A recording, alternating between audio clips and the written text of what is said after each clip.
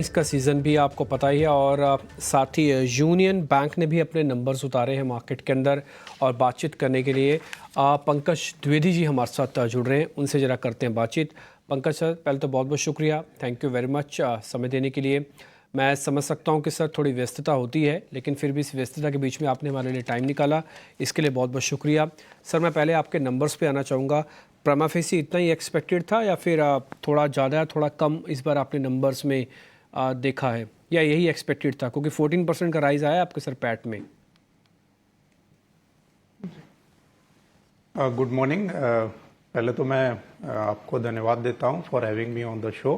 Thank you. तो परिणामों को देखने का एक तरीका यह है कि हमने वित्तीय वर्ष के शुरुआत में गाइडेंस दी थी, तो परिणाम जो आए हैं फर्स्ट क्वार्टर के, क्या उससे मेल खाते हैं या नहीं। तो एडवांसेस की गाइडेंस हमारी 11 से 13% की थी, तो हमारे परिणाम आए हैं 11.46%। सिमिलरली डिपॉजिट में अगर हम देखें तो हमारी गाइडेंस 9 से 11% के ग्रोथ की है, और ये गाइडेंस पूरे वित्तीय ईयर के लिए है, for the full year. And against that जो क्वार्टर वन में हमारी डिपॉजिट की ग्रोथ आई है 8.52 है, और little less than our guidance, but it was on the expected line, क्योंकि पहला जो क्वार्टर होता है नॉर्मली बैंकिंग इंडस्ट्री में लिटिल सबड्यूड होता है, तो हमें ऐसा लगता है कि डिपॉजिट में भी हम अपनी गाइडेंस को पूरा करेंगे। निम की गाइडेंस अगर आप देखें तो हमारी गाइडेंस 8.20 to 3% की थी, और वहाँ पे हमारे जो परिणाम आए हैं, निम 3.05 आया है। GNPA स्लिपेजेस और रिकवरी की गाइडेंस में भी हम ऑन द एक्सपेक्टेड लाइंस हैं। These are the guidance. अगर इसके अलावा भी कुछ और नंबर्स अगर हम देखें तो दे आर ऑल्सो इनकरेजिंग, और एक consistent performance quarter after quarter Union Bank दे रहा है। चाहे कैपिटल रेशियोज की अगर हम बात करें तो that has grown to 17.02%। Asset quality में GNPA 4.54% है, which is 280 basis point below the YOY figure of June 23। Operating profit, net profit, all are on the right side of the expectations. So overall परिणाम अच्छे हैं, और हम उम्मीद करते हैं कि बाकी क्वार्टर, इस करंट क्वार्टर और बाकी क्वार्टर्स में भी इसी तरीके के अच्छे कंसिस्टेंट परिणाम देते रहेंगे। पंकज सर, आज एक रिपोर्ट भी आई है, वैसे by the way Motilal Oswal ने ये रिपोर्ट छापी है, और उन्होंने जो टारगेट दिया आपकी कंपनी के लिए वो 165 रुपये का दिया है।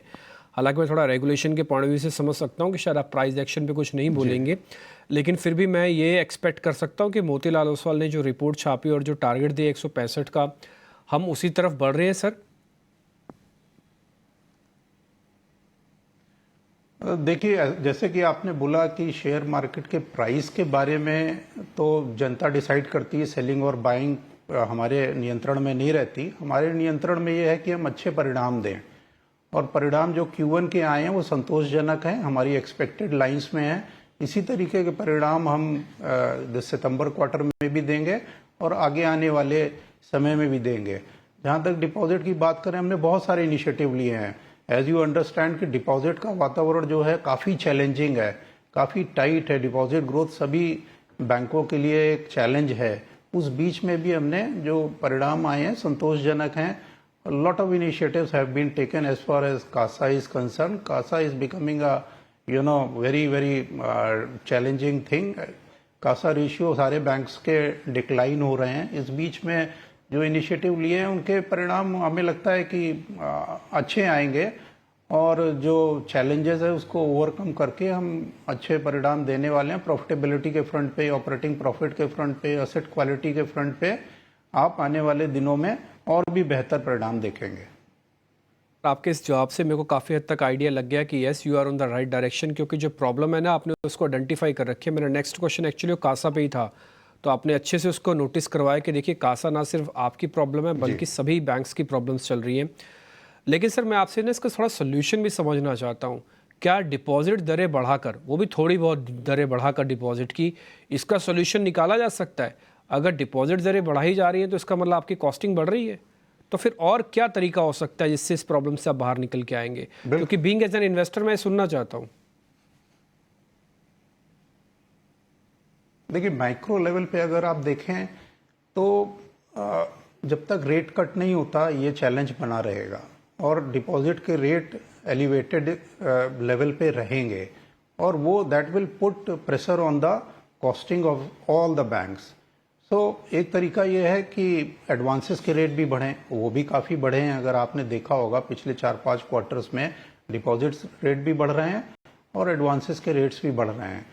तो जब तक कि इन्फ्लेशन शायद आरबीआई के काबू में पूरी तरीके से नहीं आता, ये इस तरीके का वातावरण एक कासा फ्रंट पे चैलेंज रहने वाला है, कॉस्ट फ्रंट पे चैलेंज रहने वाला है। इसीलिए अगर आप देखेंगे कि हमारी जो गाइडेंस भी है निम की वो 2.80 और 3 की है। ऑल्दो इस क्वार्टर में हमारा निम 3.05 है, बट ये एक सच्चाई है कि हम एक निम्स पे, मार्जिन्स पे प्रेशर देख रहे हैं। हो सकता है आने वाले क्वार्टर्स पे ये प्रेशर और उभर के आए, और बट जो गाइडेंस है हमारी 2.80 की, हम उसके दायरे में जरूर रहेंगे। एक और चीज जो स्ट्रक्चरल डिफरेंस हम देख रहे हैं डिपॉजिट के फ्रंट पे as a challenge is also कि आज की डेट में जो सेविंग हैबिट्स हैं वो भी चेंज हो रही हैं because of a good buoyancy on the stock market and mutual fund front.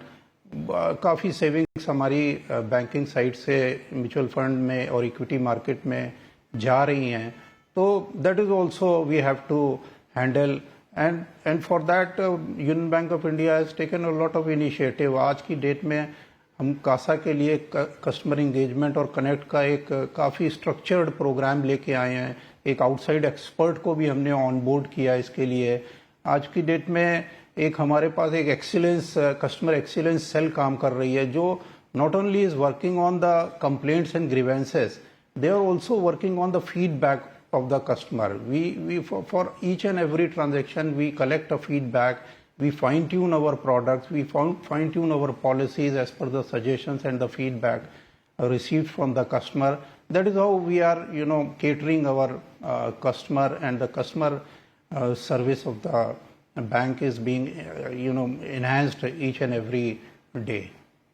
Pankaj sir, मैं आपकी बात से 100% इत्तेफाक रखता हूं कि भाई इसमें डिपॉजिट्स के दरों में बढ़ोतरी या फिर डिपॉजिट्स का जो चैलेंज आ रहा है उसमें काफ़ी हद तक मार्केट्स भी हैं। मैं सर बताऊं आपको एग्जांपल के लिए, मैं ही थोड़ा आपके सामने पॉइंट रख रहा हूं, इसके लिए माफ़ी भी चाह रहा हूं। आप देखिए 6 महीने में जो निफ्टी का रिटर्न है ना सर, YTD रिटर्न बता रहा हूँ, अभी 6 महीने कंप्लीट हुए हैं, हाफ ईयरली, वो करीब 13% का रिटर्न है, 13.5% का रिटर्न। और अगर मैं आपके बैंक में पैसे जमा करा दूं और वो भी FD रेट पे कराऊं तो 1 साल का मेरा रिटर्न जाके 7% होगा, और यहाँ पे मार्केट्स में सिर्फ इंडाइसिस पे रिटर्न 13.5% के हैं। तो ये ल्योर करता है, ये बात सच है कि ये पैसे को रूट बैंक के जो सेविंग्स में जाना चाहिए तो उसको रूट कर देता है मार्केट की तरफ, फिर फंड्स की तरफ भी रूट कर रहा है। ये चैलेंज तो मैं सर समझ सकता हूँ। अच्छा सर, दूसरा एक हिस्सा ये भी है कि हम ग्रोथ बहुत अच्छी करें, सेगमेंटेड ग्रोथ अच्छी करें, ताकि हमारा जो रेवेन्यू है, टिपिकली जो बैंक का रेवेन्यू होता है वो इंटरेस्ट है, ROI है, तो वो आपके पास बहुत अच्छे से आए। सर, सेगमेंटेड ग्रोथ अच्छी कहाँ पे हो रही है और किस सेगमेंट में अच्छी ग्रोथ आपको लगती है?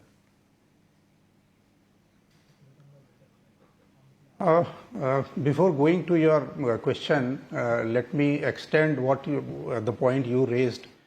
तो उसमें मैं कहना चाहूँगा, देखिए रिटर्न्स तो रिस्क एंड रिवॉर्ड का खेल है। अगर आप इक्विटी मार्केट में जाएंगे तो वहाँ रिस्क भी ज़्यादा होगी और रिवॉर्ड भी ज़्यादा होगा। तो इसके लिए एक बड़ा आइडियल पॉइंट है कि अपना पोर्टफोलियो को थोड़ा सा डाइवर्सिफाइड रखना चाहिए। We should not put everything in the equity, everything in the mutual fund, everything in the real estate. So in a segmented way में हमें डिपॉजिट्स में भी रखना चाहिए, FD में भी रखना चाहिए, म्यूचुअल फंड में भी रखना चाहिए। That is the best strategy. Now coming back to your question, जहाँ तक कि आपने मार्जिन्स की बात की, yes, it is correct that RAM segment जो है वहाँ पे ज़्यादा अच्छे मार्जिन होते हैं rather than the corporate sector, जहाँ पे प्राइसिंग का बहुत ज़्यादा चैलेंज रहता है। तो हमने इस पे भी काफ़ी काम किया है, और आज की डेट में अगर मैं आपको बताऊँ आंकड़ा, करीब 11,000 करोड़ के हमने कॉर्पोरेट एडवांसेस शेड किए हैं, just because there was a pressure on margin.